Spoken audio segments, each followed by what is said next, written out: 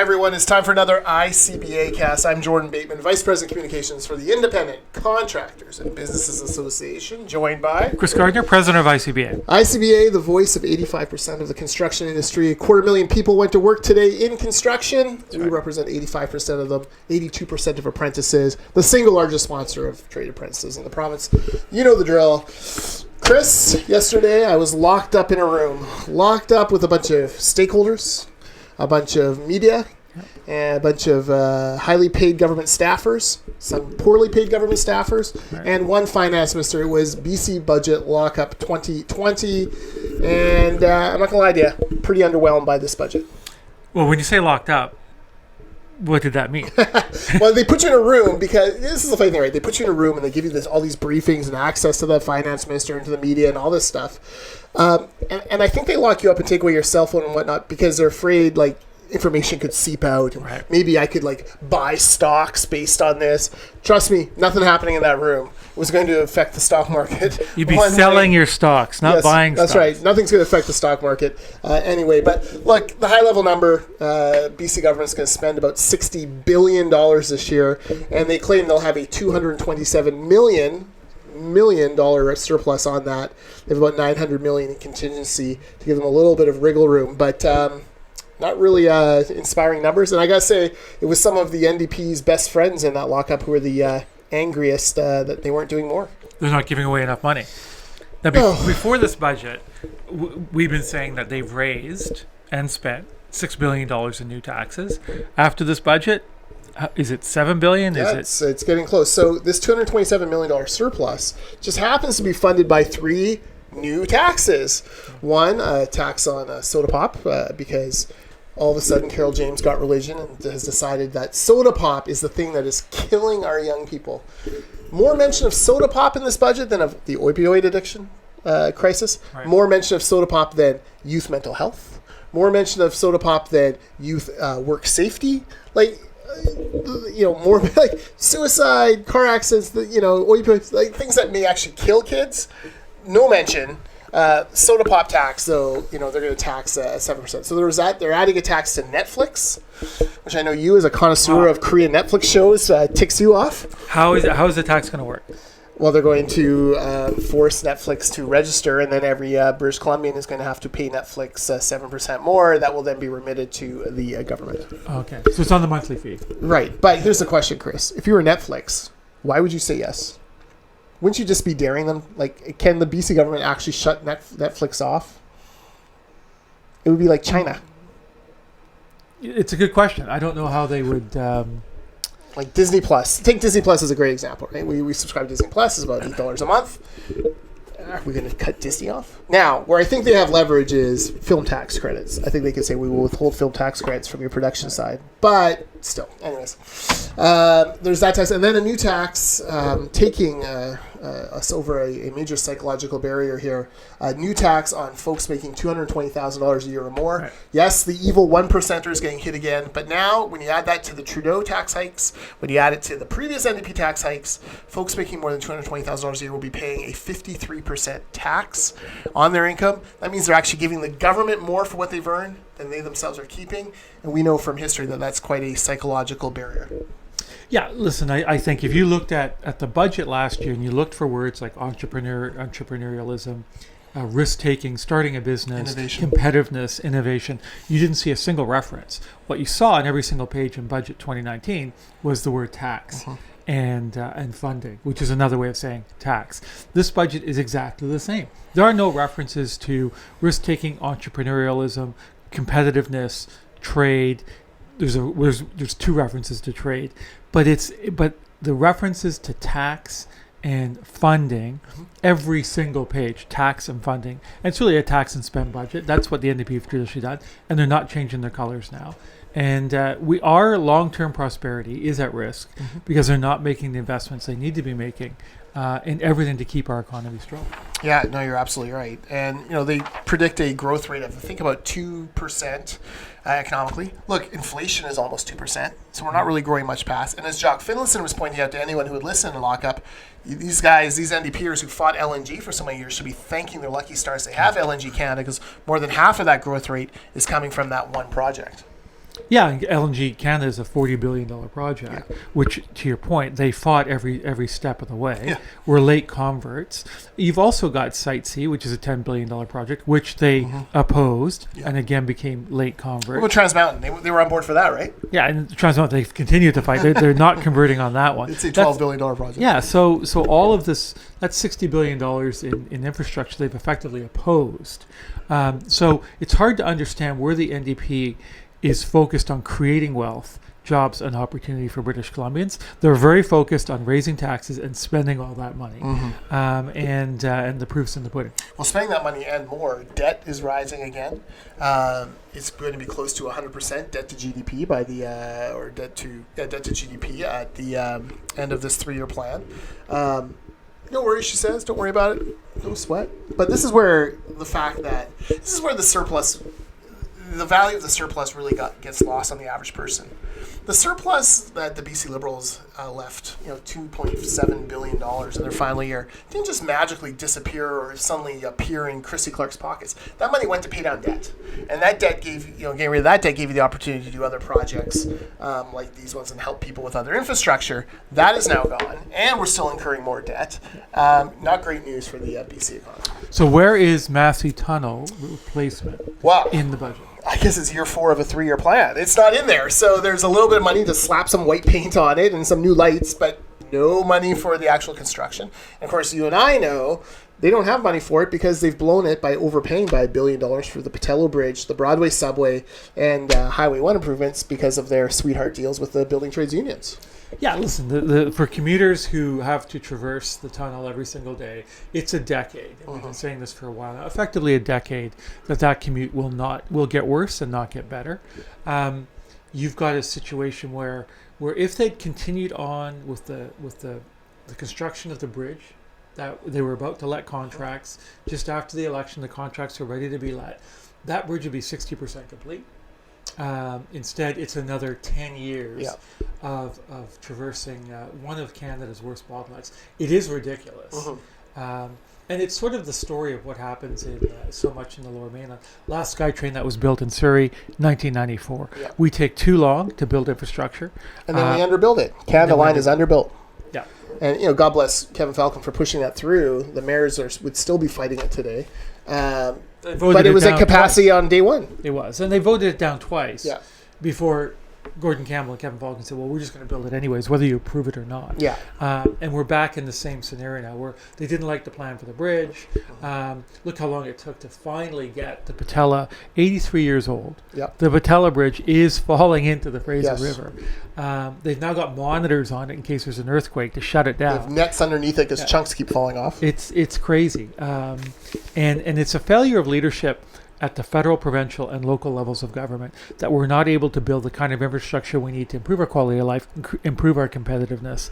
And so for those people and commuters who live in Richmond, Delta, South Surrey, South Langley, you are sentenced and condemned to another 10 years of commuting through the Massey Tunnel. Absolutely. So I dug through. There was no mention of community benefit agreements in that document, so no new CBAs, which I think is a sign that our opposition and the public's distaste for sweetheart deals from unions is actually weighing on the Premier a little bit. But there was some money re-announced for trades training, which I have to say, about $20 million for 2,000 women and youth and 500 Indigenous folks.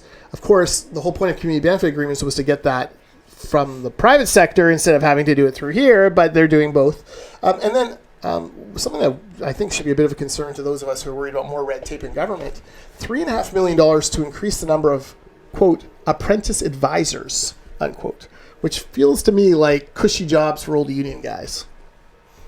Well, they need to be creating more training spaces. Our members, one of the biggest complaints of our members is that when their workers, when their apprentices are looking to go back to school to complete their level 1, 2, 3, and 4, the waiting lists in some cases are 2 years long. So they have an opportunity to go back. They've got a break in their project schedules, can't get into the classes. That's where the money should be devoted, into increasing more training spaces. That's what's going to improve the completion rates and get more people designated. Yeah, absolutely. Okay. a few other fun facts. BC Teachers Federation, they were not happy because year 2 and year 3 of the budget only saw a $7 million increase in education funding. Hardly inspiring for a government that claims that is their top priority. But let's talk about the biggest concern for us, and that's housing starts. So the BC government this year reports, this isn't our numbers, this isn't the BC Liberal numbers, this isn't industry numbers, this is the government's own numbers. 44,400 housing starts this year. They're predicting a 22% drop in housing starts to about 35,000 next year, or in 2020, then 32,000 in 2021, and then 30,000 2022 and beyond. That is not enough housing starts to house the hundreds and thousands and more than 1 million people who are going to move to British Columbia in the next 20 years or so. Yeah, listen, the demand for housing is outpacing supply by a significant margin, and really there are two issues here. One is, first of all, from Victoria's perspective, we are not going to tax our way to housing affordability.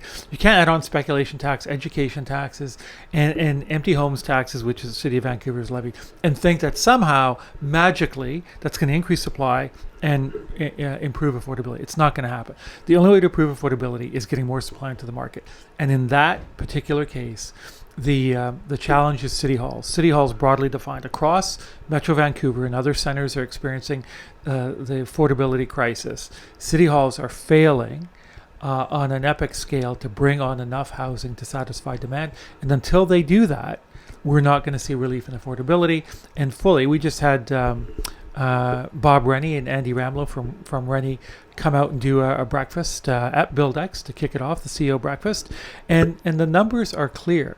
Fully 1/3 of the cost of new homes in Metro Vancouver are the result of fees, red tape and regulation, taxes levied by City Hall, and we are not building enough supply. So they're actually, what's happening is prices are starting to drift back up. They came off a little bit, not enough to make them quote unquote affordable, but now they're going to start drifting back up because there's more demand than supply, and that is not going to turn around anytime soon. So if you're not in the housing market, you should get in now. Yeah, sales volume was actually up last year. Starts are down. That's why I coined the phrase affordability bomb, which is really what's going on here. It's going to go off in a year or two, and Carol James is probably just hoping it goes off after the next election rather than before. Last thing on just one weird number that I don't trust, and I can't wait to talk to Jock Finlayson or Ken Peacock or some of those smart economists about. But retail sales in 2019 were only up 0.5% in BC. Inflation is like almost 2%, only 0.5%. But they're predicting this year 3%, next year 3.3% growth, and the year after 3.5% growth. I don't know how they get there. Like, that's a big swing in 1 year. Yeah. No, I mean, that doesn't make any sense. No. Okay. So, all right. That's good. It won't be the first time a budget estimate from government didn't make any sense. No, exactly. Well, they cut $13 million out of the Ministry of Forest budget. This is an industry that is reeling. As we were in budget lockup, there was more than 500 forestry workers from around the province on the lawn of the legislature, 40 vehicles parked right along the waterfront there. And the NDP congratulating themselves for doing a great job for these guys. On the same day, they're cutting the Forest Ministry budget by $13 million.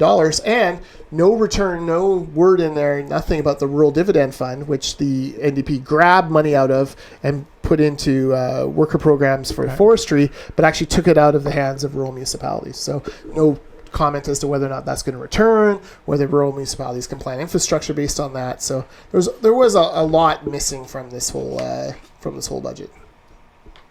It's not good. It's not a pretty picture. No, for sure. Okay, let's talk about, you mentioned BuildX. You gave a big speech and unveiled our wage and benefits survey results. This is where we contact hundreds of our companies, find out what they're paying. We break it down by trades, by office job.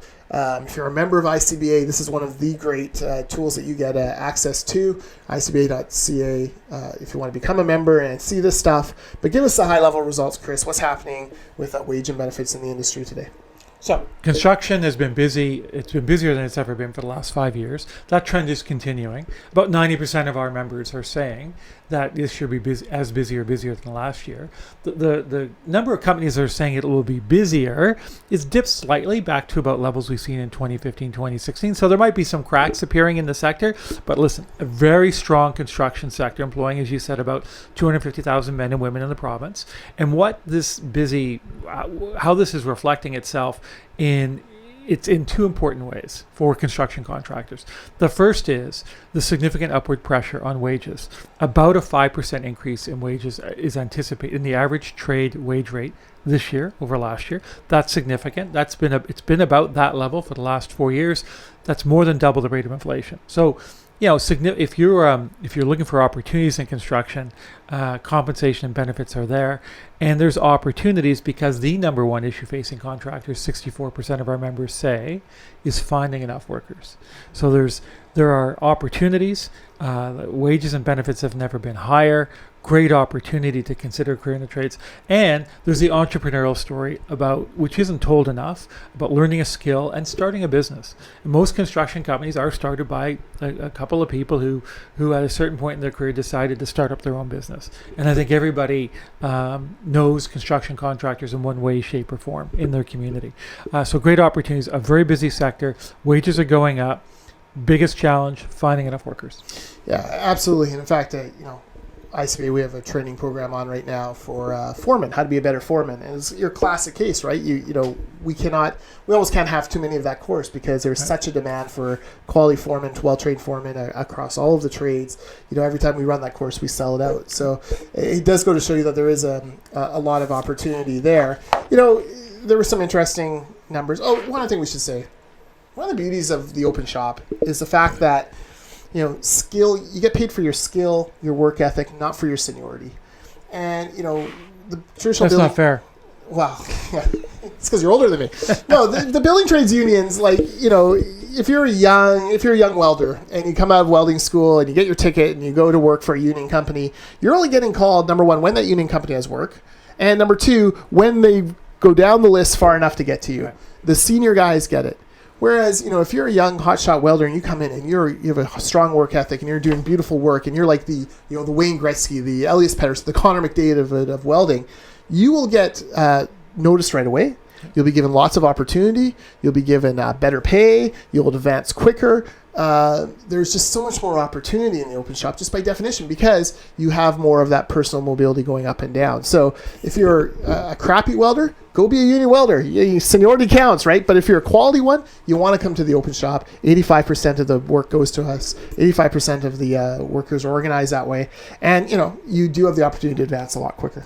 Yeah, that's why the Community Benefit Agreement framework, which is a nice way of saying it's building trades, union-only hiring. It's not union, non-union. It's building trades union. So 19 select unions have a monopoly on public infrastructure projects like the Patella Bridge that the provincial government has designated will be built by building trades union-only labor. That's only 15% of the workforce. The other 85% of workers are frozen out of these opportunities. So when the government says we want to train more people, hire more women, and do a better job of ensuring that the projects are delivered at better value for taxpayers, you don't do that by only delivering the work to 15% of the workforce. It's unfair. It's discriminatory. It's costing taxpayers. They spent $32 million setting up a new Crown Corporation to monitor the program.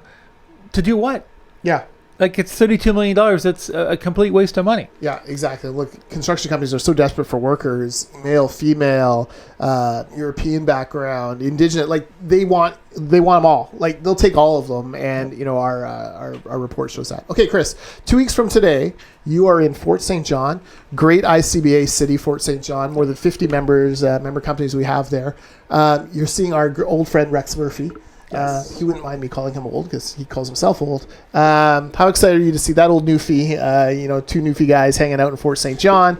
And what's the hope with having Rex there? Well, it's going to be a great event, and it's always good to meet a fellow Newfoundlander. Yes. And we've gotten to know Rex. Are you worried about the tunnel that Trudeau is thinking of building from Newfoundland to the mainland? Well, it could dilute the population of Newfoundlanders. It could be a threat to Newfoundland. Because more people would leave, you think? No, more people would come. Oh, more people would come. They would find the treasure. You see, they've been cut off from civilization for so long. We could finally get across to civilized Newfoundland. Yeah, until you've been to Carbonear. All right. Or Wabush in Labrador.